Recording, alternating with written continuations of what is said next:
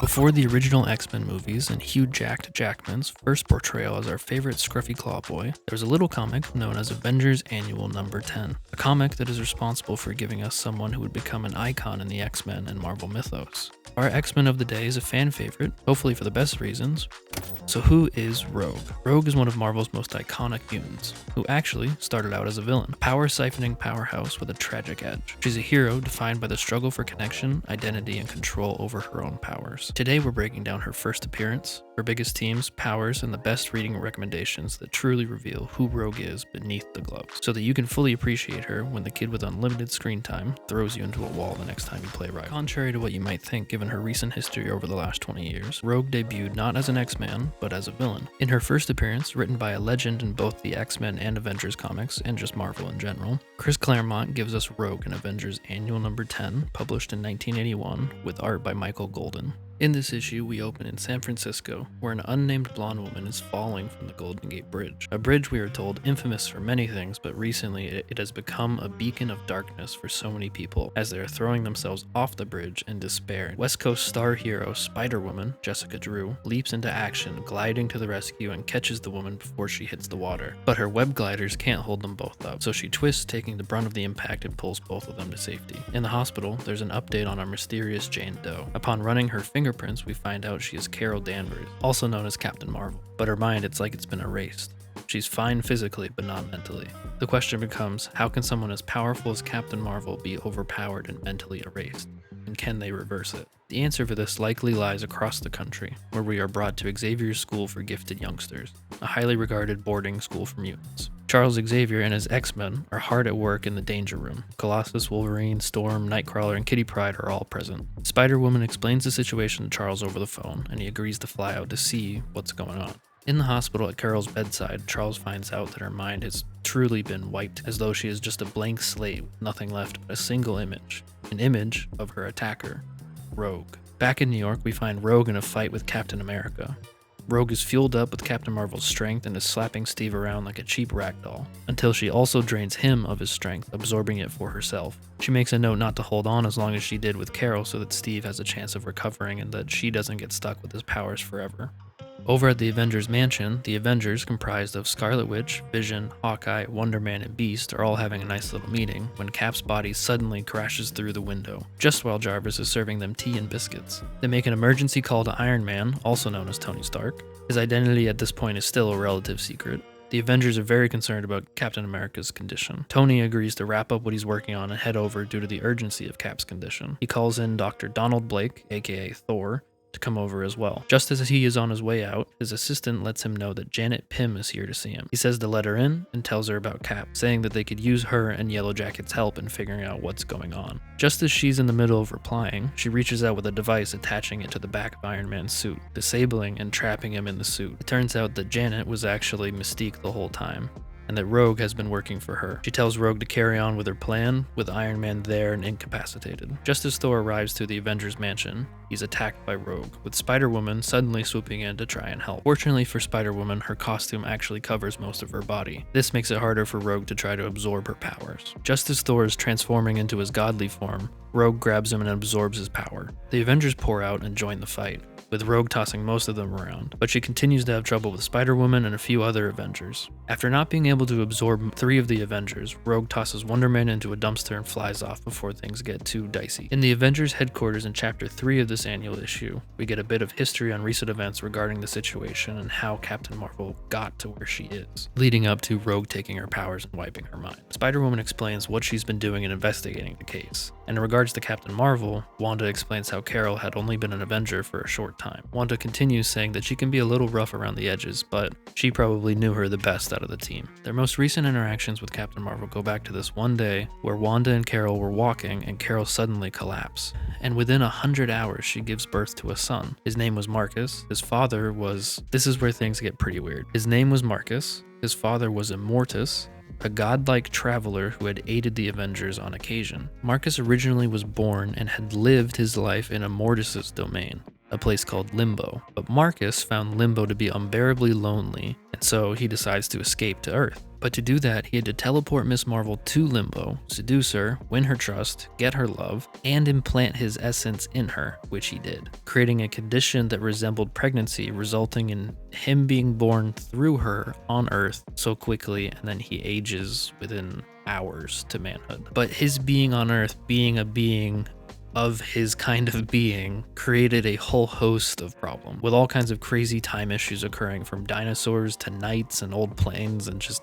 chaos. Hawkeye says he was suspicious of him from the start, mostly because Marcus started building this machine that was supposed to fix this whole time displacement issue. But Hawkeye, being who Hawkeye is, he destroys the machine out of mistrust. Without the machine, Marcus had to return to Limbo, and surprisingly, Carol offered to go with him. They talk about how Marcus had been in love with Carol from the start, and it seemed that's why he was there. So Thor opens a dimensional portal for the two of them to enter, and off they went. Spider-Woman deduces that since Carol was living on the coast, things must not have worked out for Carol and Marcus. They move on to asking Beast for a report on the condition of the patients that Rogue has absorbed powers from. The effects on Cap and Thor seem to be temporary, but it's not clear how long Rogue is able to affect people when she absorbs their powers. But they do find out that they have the ability to track Rogue due to her absorbing Captain Marvel. Her powers give off a unique energy signature due to their hybrid Kree and human origin. Chapter 4 actually has one of my favorite moments in 80s comics. We launch with a ship flying over Rikers Island and the supercriminal prison facility.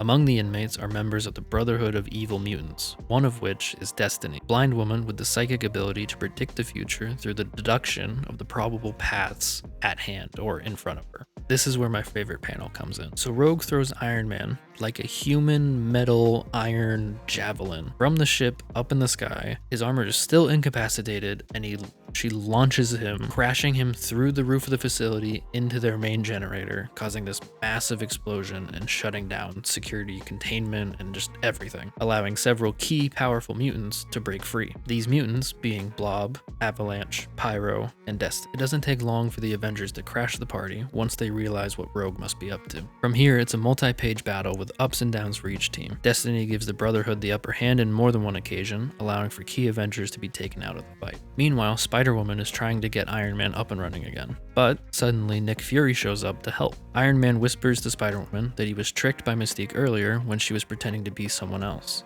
since she is a shape changer after all. And Nick Fury is attending a NATO security conference in London, so this can't be Nick. Spider-Woman jumps into action, fighting Mystique and dodging her bullets with ease. At this point in the fight, Rogue possesses Captain Marvel's powers permanently, but her powers from Cap and Thor are slowly wearing off more and more as the fight draws on, which is bad news for her because Iron Man is now ready to fight. Spider-Woman and Iron Man continue the fight and keep pressing Rogue. Mystique tells Rogue that they need to bail on the rest of the crew so that they can actually do something later and not get caught and put into prison. So Rogue begrudgingly does so before Iron Man and Spider-Woman are able to take her out. Meanwhile, Wanda's hexes have created a bit of a situation on top of the already Pyro-sized problem. One of her hexes had caused an unused gas main to rupture, giving Pyro more ammunition for the fight, but her subsequent hexes turn his flames into stone. Iron Man's repulsor rays smash the giant stones out of the way, and Wonder Man makes it back after being smacked across town again, but this time by Blob. Beast digs his way out of the rubble, and Avalanche tries to keep the fight going, but it's one against, well, pretty much the entire Avengers squad at this point. The rest of the team incapacitates Blob and calls it a day. In the final chapter of this annual issue, we fast forward a few weeks to Professor Xavier's school as the Avengers Quinjet arrives by the pool.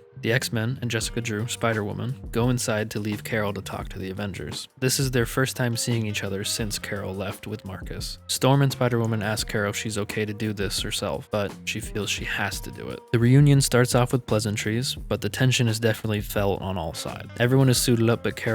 They ask how she is, and she starts telling them how she's better than expected given the whole situation with Rogue. The professor has helped her regain a lot of her memories, and now she knows who she is again, her parents, her powers, and the Avengers, how she joined and how she left. She offers them tea and mentions Wolverine took all the beer, and Hawkeye chimes in saying she looks real good, but where's Marcus? And this is where the story turns. Carol tells the Avengers that Marcus is dead. Cap and the rest are shocked, and they say they're very sorry and that her and Marcus made a wonderful couple. Is there anything they can do to ease the pain? And Carol snaps, saying, "Didn't you do enough to cause it?" And the Avengers are still confused, and you probably are right now too. Carol apologizes with tears running down her face, and Thor tells her not to be ashamed of her womanly tears, for she has lost the love of her life. And Carol turns around and slaps him across the face, saying, "No, she never loved Marcus, and how do the Avengers not see what Marcus did to her?" Hawkeye tells her to hold on. He's confused, everybody's confused. She left with Marcus of her own free will and told them she cared for him. Carol says she left because she didn't have a choice. Carol tells the story like this: he was a sad, pathetic creature, possessing the abilities of a god, the body of a man, and the emotional maturity of a child. In limbo, his every wish was granted. He saw me, sired me,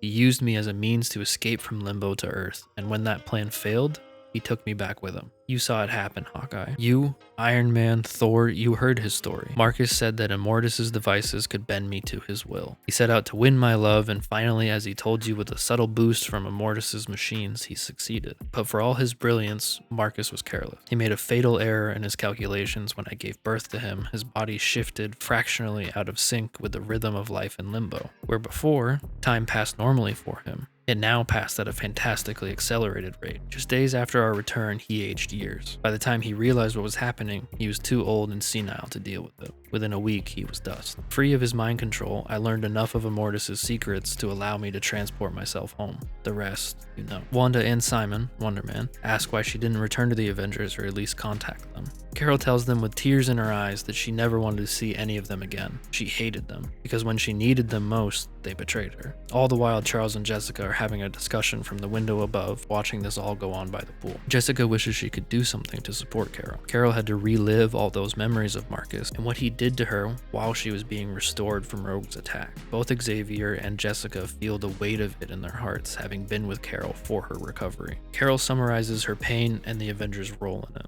She was pregnant by an unknown source, running through a 9-month term literally overnight, confused, terrified, and just shaken to the core of her being. She turned to the team and she got joke after joke. The Wasp thought it was great. Beast offered to play teddy bear for the baby. The concerns of the team were for the baby, not for how it came to be or the mother. The cost of that conception and the whole situation was so much, and nobody was there for her. They took everything Marcus said at face value. They didn't question it all, and they let her go with a smile and a wave. Carol says ultimately her mistake was in trusting the Avengers. Before anyone can really say anything, she does let them off the hook in the end, really, telling them that it's easy to get consumed by the bitterness and self-pity, the guilt, the grief, but ultimately there has to be more to being hero.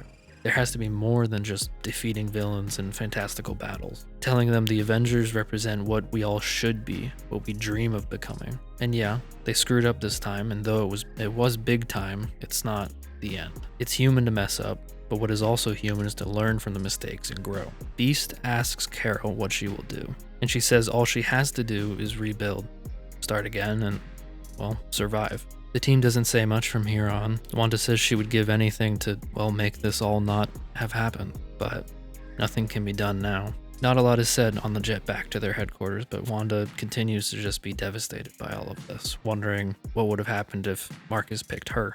This is where Avengers Annual number 10 actually ends, and I would normally move on to our usual sections and team affiliations and everything else for later in the video, but this isn't quite the launching point for Rogue. She pops up across a few different runs between this and where I would say is the first appearance of the Rogue we all know better today. And that issue is actually in the Uncanny X-Men issue 171. After a couple years of villainy and just general brotherhood of evil mutants and everything, a very broken and distraught Rogue suddenly shows up to the X-Mansion, desperate for help. The X-Men are very well aware of who Rogue is by this point, her affiliation and work with the Brotherhood and Mystique, all the damage she has caused not only to the mutant world but also to friends and allies like Captain Marvel and the Avengers.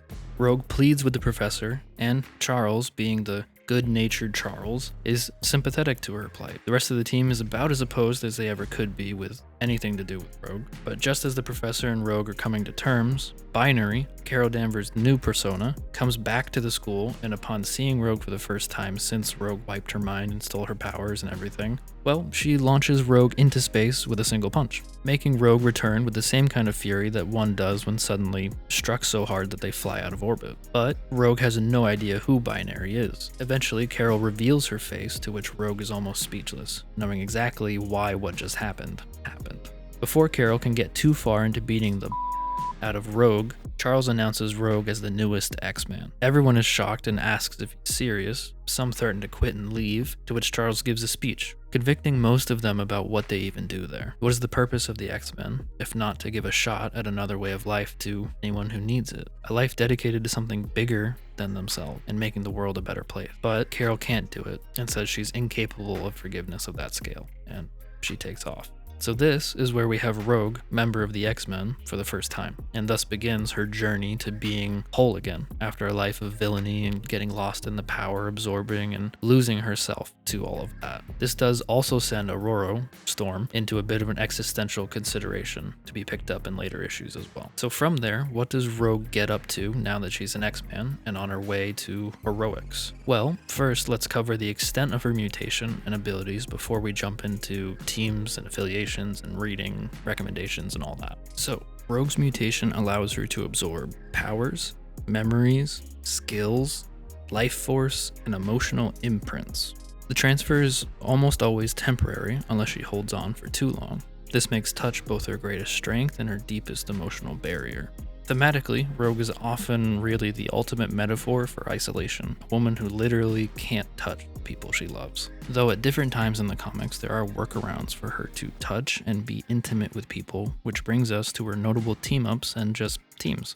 Of course, with Rivals releasing both Gambit and Rogue, I think it's proper to kick off with Gambit here. Rogue and Gambit share a complicated romance, but one that is stuck throughout the years, and really kicks off in a special way around the 90s. Key milestones, if you want to read them, or just for where that really kicks off. Their first real romantic tension is in X-Men 1991, from issues 4 to around 7. Date Night in Paris, also X-Men, issue number 24. And a major relationship arc really takes off around Extreme X-Men, Mr. and Mrs. X, which is more recent, and the Gambit and Rogue miniseries in 2018. As we covered before, Rogue starts off as a villain for the X-Men and Avengers alike. So, her first team affiliation is with the Brotherhood of Evil Mutants. This affiliation runs from about 1981 to 1983. She's recruited by Mystique, who's kind of like an adoptive mother for her. We find out a lot more about Rogue's origin and just like the ins and outs of her story later on, which if you want a full video on, please let me know in the comments. But as we covered, she eventually switches over to the X-Men, and she's been with them pretty much since 1983. Some key eras for who she is and who she becomes are probably within the Outback X-Men, the Blue Team era, the Extreme X-Men, Mike Carey's run from 2006 to 2011, and the Krakoa era. She's also got a bit of a different run, which we kind of talked about a little bit in our Wonder Man video, in the Uncanny Avengers team, starting in Volume 1 in 2012. She continues on and eventually becomes the team leader in Volume 3 in around 2015. But like we kind of mentioned, for more focused Rogue and Gambit stuff, really want to check out Mr. and Mrs. X. From 2018 to 2019, this is just the epitome of what everybody wants from a Rogue and Gambit story. Some notable team-ups are just Rogue and Wolverine doing things together. Wolverine was one of the first X-Men to trust her despite everything. There's just a lot of mentorship moments across the Claremont era, and that's where you kind of see the inspiration for what happened with the early 2000s X-Men movies. There's obviously a lot for Rogue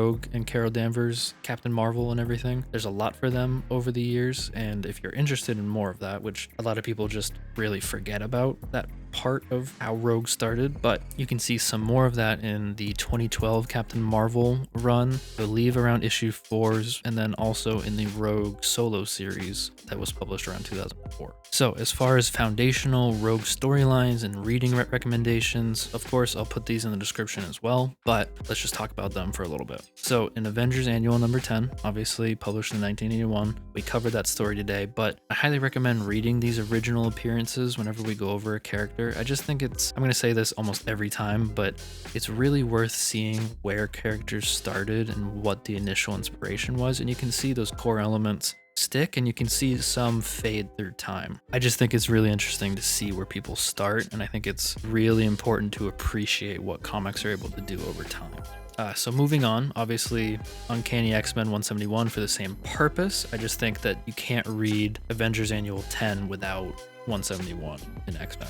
But beyond that, of course, I would move over to basically the X-Men run starting in 1991, basically the Jim Lee era. So issues 1 through 24 are just awesome. I mean, you have heightened drama with Gambit, you have major super strength, Rogue, battles and moments. From there, Age of Apocalypse, Rogue and Gambit. I mean, Age of Apocalypse, if you are at all interested in Rogue and reading more of Rogue, you have to read the Age of Apocalypse stuff. From there, I would recommend Supernovas. This is X-Men from 188 to 199. This is where Rogue becomes a team leader. It's just the writing is sharp, everything's great, and just the development is really enjoyable to see unfold. And then of course, because I don't think you can appreciate Rogue without also appreciating what she has or developed with Gambit, highly recommend reading Mr. and Mrs. X. Again, 2018 to 2019. I'll put up the exact issue numbers and things you need to look for either here on the screen or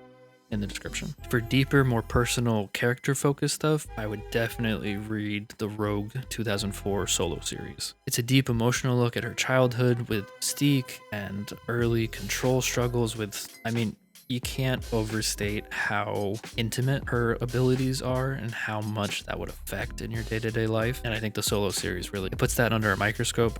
Also really good read is Extreme X-Men. That's 2001 to 2004. This was what I really knew about Rogue for a long time. This was my bedrock for the character, but there's so much more to her like we already talked about. I'm going to put a bunch more reading recommendations in the description below, all with dates and times and notable things, so feel free to check that out. That essentially is, well, the essentials on Rogue. Obviously, with all comic book characters, they evolve and grow over time from writer to writer in different ways that other characters never get to, especially any characters from any other media. So many parts of Rogue's character have developed into very rich subplots and just extra layers to who she is. And honestly, it's overlooked so much of the time. And personally, I was a little confused with how little the various X-Men movies over the years decided to use her. She obviously was in them, but kind of like the decision to use the black leather suits instead of the classic X-Men suits. I just wasn't sure why they went the way they did. I love those movies. I rewatch them often, but yeah, that's just always been a curiosity of mine. But another curiosity of mine is, what is your favorite Rogue arc or moment from the comics or shows or movies? Let me know in the comments, and I'll see you in the next one.